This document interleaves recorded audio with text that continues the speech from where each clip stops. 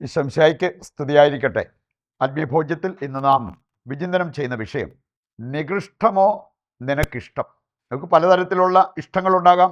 പല രീതിയിൽ ഇഷ്ടപ്പെടുന്ന വ്യക്തികൾ നല്ല സൗന്ദര്യം കാത്തു സൂക്ഷിച്ച് അതിന് വേണ്ട കാര്യങ്ങളൊക്കെ ശ്രദ്ധിച്ച് മുമ്പോട്ട് പോകാൻ ഇഷ്ടപ്പെടുന്നവരുണ്ട്. നല്ല ആരോഗ്യം അത് ലക്ഷ്യം വെച്ചുകൊണ്ട് ആ ഒരു കാര്യത്തിൽ ഇഷ്ടപ്പെട്ട് അതിന് വേണ്ട കാര്യങ്ങൾ ചെയ്ത് മുമ്പോട്ട് പോകുന്നവരുണ്ട്. ആത്മീയമായിട്ട് വളരാൻ, നല്ലത് ചെയ്യാൻ, മറ്റുള്ളവർക്ക് ഉപകാരമാകാൻ, അങ്ങനെയുള്ള കാര്യങ്ങൾ ഇഷ്ടപ്പെട്ട് ജീവിക്കുന്ന വ്യക്തികളെയും നമുക്ക് കാണാൻ പറ്റും. നാം സാധാരണ ഇഷ്ടപ്പെടാറുള്ളത് നികൃഷ്ടമായ കാര്യങ്ങളാണോ അതോ ഉത്കൃഷ്ടമായ കാര്യങ്ങളാണോ? വചന വെളിച്ചത്തിൽ അത് നമ്മൾ മനസ്സിലാക്കിയിരിക്കുന്ന നല്ലതാണ്. നികൃഷ്ടമാണ് നമുക്കിഷ്ടമെങ്കിൽ ദൈവം നമ്മെ തകർക്കും എന്നുള്ളത് കർത്താവിൻ്റെ വചനം നമ്മെ പഠിപ്പിക്കുന്നുണ്ട്. വചനം നികൃഷ്ടം എന്ന് പറയുന്ന ഒരു 7 കാര്യങ്ങളെക്കുറിച്ച് നാം മനസ്സിലാക്കിയിരിക്കുന്നത് വളരെ നല്ലതാണ്. ഒരു സ്ത്രീ ഏറ്റുപറഞ്ഞ കാര്യം, 10-15 വർഷത്തോളം ആ ഒരു വിദേശത്ത് കിടന്ന് കഷ്ടപ്പെട്ട് അത്യാവശ്യത്തിന് മാത്രം അവിടെ ചിലവാക്കി, ബാക്കിയെല്ലാം വീട്ടിലേക്ക് അയച്ചു കൊടുത്തു. ഭർത്താവ് വീട്ടിലുണ്ട്, വീട്ടിലേക്ക് അയച്ചു കൊടുത്തു. അപ്പോൾ അവിടെ വീട്ടിലെ കാര്യങ്ങളൊക്കെ നോക്കാനും പിന്നെ ബാക്കിയൊക്കെ സ്വരുക്കൂട്ടി വെച്ച് അവർക്ക് എന്തെങ്കിലുമൊക്കെ ഇവിടെ ഒരു ഇൻവെസ്റ്റ്മെൻ്റ് ഉണ്ടായാൽ പിന്നീട് വന്ന് അവർക്ക് ഒന്നിച്ചിവിടെ താമസിക്കാമല്ലോ. അതായിരുന്നു അവരുടെ ലക്ഷ്യം. ഒരിക്കൽ അവർ പറഞ്ഞു, മടുത്തിവിടെ, ഞാൻ തിരിച്ച് പോരുക, നമുക്കിനി ശേഷിച്ച കാലം നമുക്ക് ഒന്നിച്ച് നാട്ടിൽ കഴിയാമല്ലോ. ഉടനെ ആ മനുഷ്യൻ പറഞ്ഞൊരു കാര്യം, ഇങ്ങോട്ട് വരാനാണെങ്കിൽ നീ വരണ്ട, നീ അവിടെ നിന്ന് ജോലി ചെയ്യാവുന്നിടത്തോളം നാല് ജോലി ചെയ്യുക, നീ എന്തിനാ ഇപ്പം അതിട്ട് ഇങ്ങോട്ട് വരിക. ആ സ്ത്രീ പറഞ്ഞു, ഞാൻ ഇത്രയും നാളും ഉണ്ടാക്കിയതെല്ലാം അയച്ചു തന്നില്ലേ, അത് നമുക്ക് ഇൻവെസ്റ്റ്മെൻ്റ് ആയിട്ടുണ്ടല്ലോ. ഉടനെ അദ്ദേഹം പറഞ്ഞ കാര്യം, എവിടെ, അതെല്ലാം തീർന്നു എന്ന് പറഞ്ഞാൽ ഈ മനുഷ്യൻ വളരെ ലാവിഷായിട്ട് അവിടെ ജീവിച്ചു. വിദേശത്ത് കിടന്ന് ഭാര്യ കഷ്ടപ്പെട്ടുണ്ടാക്കിയതെല്ലാം അയച്ചു കൊടുത്തിട്ട് നാട്ടിൽ വളരെ ലാവിഷായിട്ട് ആ മനുഷ്യൻ ജീവിച്ചു. വേറെ ഒന്നുമില്ല, നീക്കിരിപ്പൊന്നുമില്ല. അതുകൊണ്ടാണ് പറഞ്ഞത്, അങ്ങനെ വിട്ടു പോരാനാണ് ഇങ്ങോട്ട് വരണമെന്ന് പോലും ഇല്ല എന്ന്. ആ സ്ത്രീ സൂചിപ്പിച്ചൊരു കാര്യം, എൻ്റെ ഭർത്താവിന് ഞാൻ വേണമെന്നില്ല, എൻ്റെ സാന്നിധ്യം വേണമെന്നില്ല, ഞങ്ങൾ ഒന്നിച്ച് ജീവിക്കണമെന്നില്ല, ആകെപ്പാടെ വേണ്ടത് എൻ്റെ ശമ്പളം അത്രേ ഉള്ളൂ. ഒരു ഭാര്യയെ സമ്പത്തായി കാണാതെ അവരുടെ ശമ്പളം സമ്പത്തായിട്ട് കാണുന്നത് നികൃഷ്ടമായൊരു കാര്യമാണെന്ന് ദൈവത്തിൻ്റെ വചനം നമ്മെ പഠിപ്പിക്കുന്നത് കാണാൻ പറ്റും. ആദ്യമായിട്ട് നമുക്ക് ആ ഒരു വിഷയത്തെക്കുറിച്ച് മനസ്സിലാക്കാം. സ്ത്രീ ധനമായി മാറാത്തിടത്ത് സ്ത്രീധനം വലിയതായിട്ട് തോന്നിയേക്കാം. വചനം കൃത്യമായിട്ട് നമ്മെ പഠിപ്പിക്കുന്നുണ്ട്. പ്രഭാഷകൻ 36:29.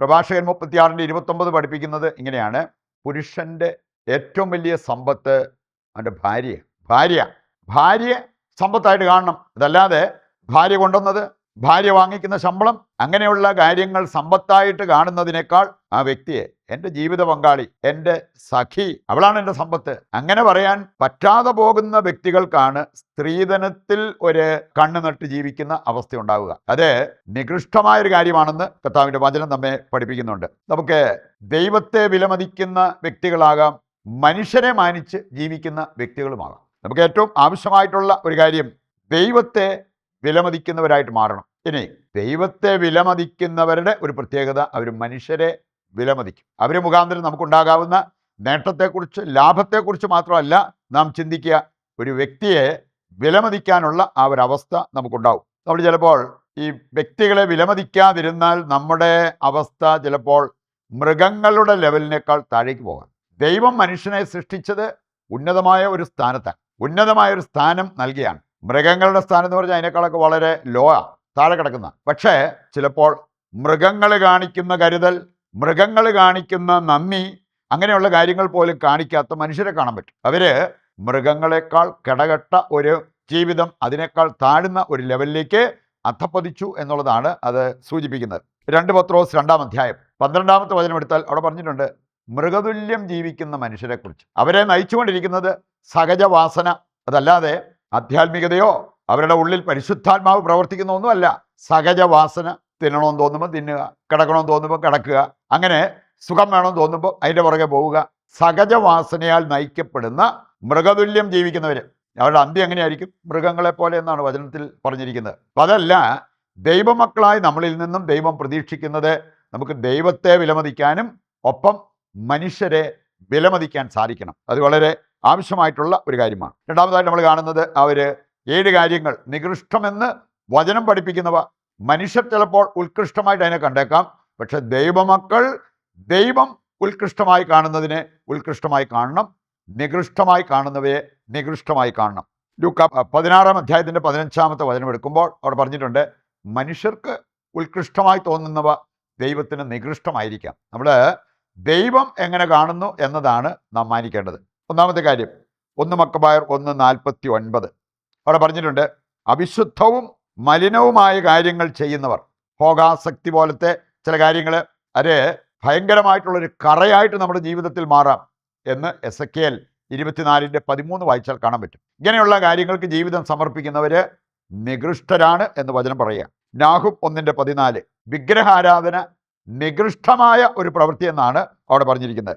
നിയമാവർത്തനം 9:21 പുറപ്പാട് 32 ഒക്കെ വായിച്ചാൽ വിഗ്രഹം ഉണ്ടാക്കുന്നതും വിഗ്രഹാരാധന നടത്തുന്നതും നികൃഷ്ടമായ ഒരു പ്രവൃത്തിയാണ്.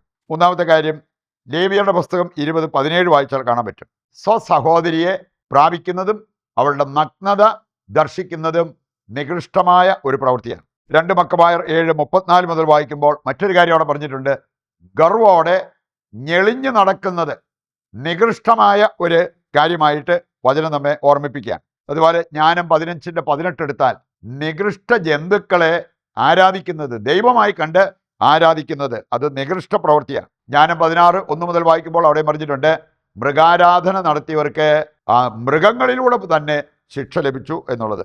അവസാനമായിട്ട് നമുക്ക് ചിന്തിക്കാൻ പറ്റുന്നത് മൃഗഭോഗം, അത് ഈ ജഡസുഖത്തിനായി മൃഗങ്ങളെപ്പോലും ഉപയോഗിക്കുന്നത്. ലേവ്യർ 19:19 മുതൽ വായിക്കുമ്പോൾ അവിടെ പറഞ്ഞിട്ടുണ്ട്, ഈ മൃഗങ്ങളെ ലൈംഗിക സുഖത്തിനായിട്ട് ഉപയോഗിക്കുന്നവരെ വധിക്കണം, മൃഗങ്ങളെ കൊന്നുകളയണം. ഈ കാര്യങ്ങളെല്ലാം 7 കാര്യങ്ങളും മ്ലേച്ഛതയാണ്, 7 കാര്യങ്ങളും നികൃഷ്ടമാണ്. അവ ഒരിക്കലും ദൈവമക്കൾ ഉത്കൃഷ്ടമായി കാണരുത്. അതിനുവേണ്ട വിവേകത്തിനായിട്ട് പ്രാർത്ഥിച്ചുകൊണ്ട് ഇന്നിൻ്റെ എല്ലാ പ്രാർത്ഥനാ നിയോഗങ്ങളും ദൈവകരങ്ങളിൽ ഏൽപ്പിച്ച് ദിവ്യകാരുണ്യത്തിൻ്റെ ആശീർവാദം നമുക്കിപ്പോൾ സ്വീകരിക്കാം.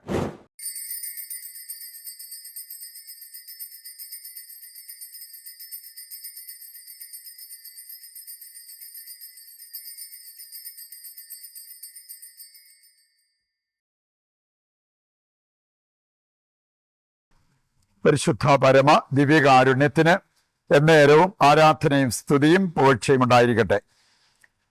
നാളെ മറ്റൊരു എപ്പിസോഡുമായി വീണ്ടും നമുക്ക് ഒരുമിച്ച് വരാം. ദൈവം നിങ്ങളെ സമൃദ്ധമായി അനുഗ്രഹിക്കട്ടെ.